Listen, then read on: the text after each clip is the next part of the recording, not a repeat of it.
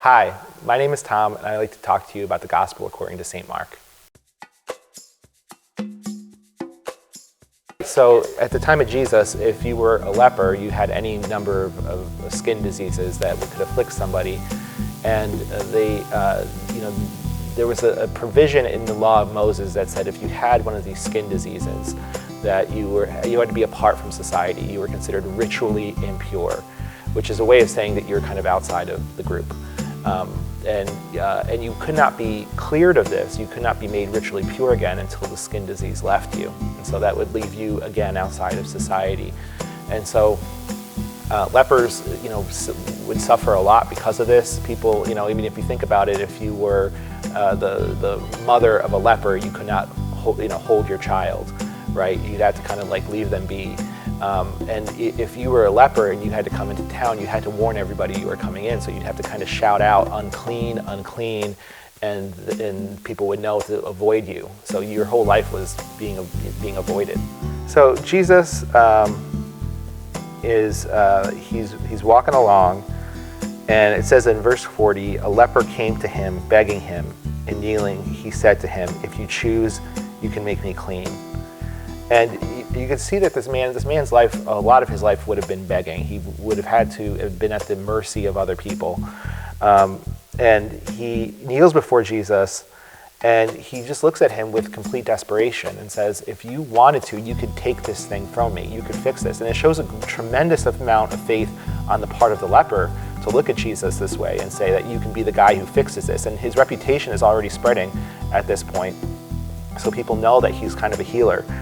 And it says in verse 41 that moved with pity, Jesus stretched out his hand and touched him and said to him, "I do choose, be made clean." And it said immediately the leprosy left him and he was made clean.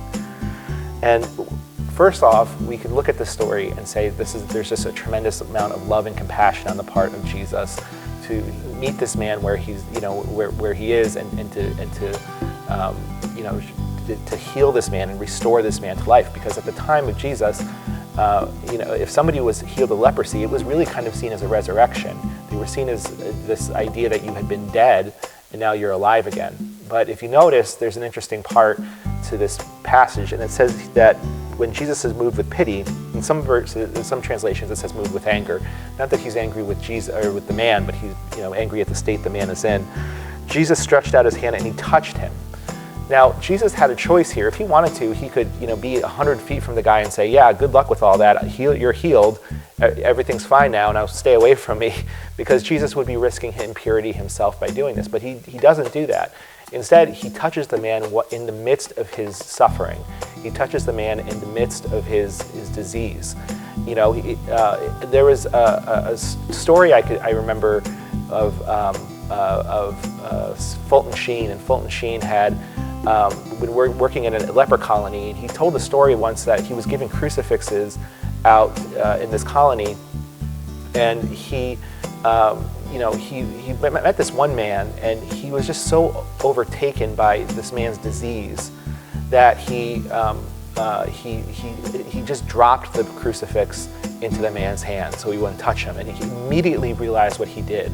And he was so shamed by what he had done. He took his fingers and he pressed down into the man's illness in the same way Jesus does in this passage, because Jesus wants to be in the midst of our suffering. Jesus wants to be in the midst of our struggles. Jesus is not afraid or ashamed to be around us. He wants to meet us in the depths of our own suffering and hardships. And I think for us, it's a reminder that we don't have to be perfect before we come to God. We have this kind of mentality sometimes that we have to come to God, we have to be perfect. We have to be well-formed, clean, pure, whatever. But that's not necessarily the case. He is willing to meet us there first. And he's saying the same thing to us that he would say to the leper, which is, I will meet you where you're at. I will want to bring you to healing. I want you to bring you to fulfillment. But I will meet you exactly where you are. And I'm not afraid of that. If you want to live this passage out, I would start with just kind of a mental exercise. Who are the lepers in your life?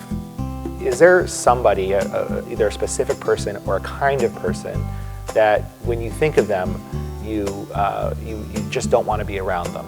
You don't want to be in their company. You avoid them, right? So if you have a specific person, or you have a certain kind of person that you don't like, right? To say to yourself, wait a minute, Jesus met the leper in the depths of his own situation.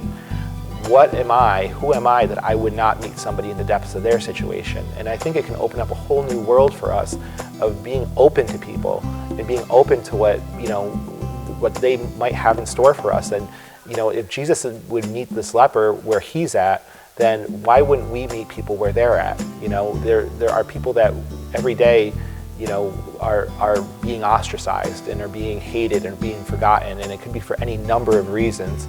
But to maybe look at that and say, well, why don't I meet this person? Why don't I do what Jesus did and not be afraid of them? Because I could be encountering a miracle in the midst of this.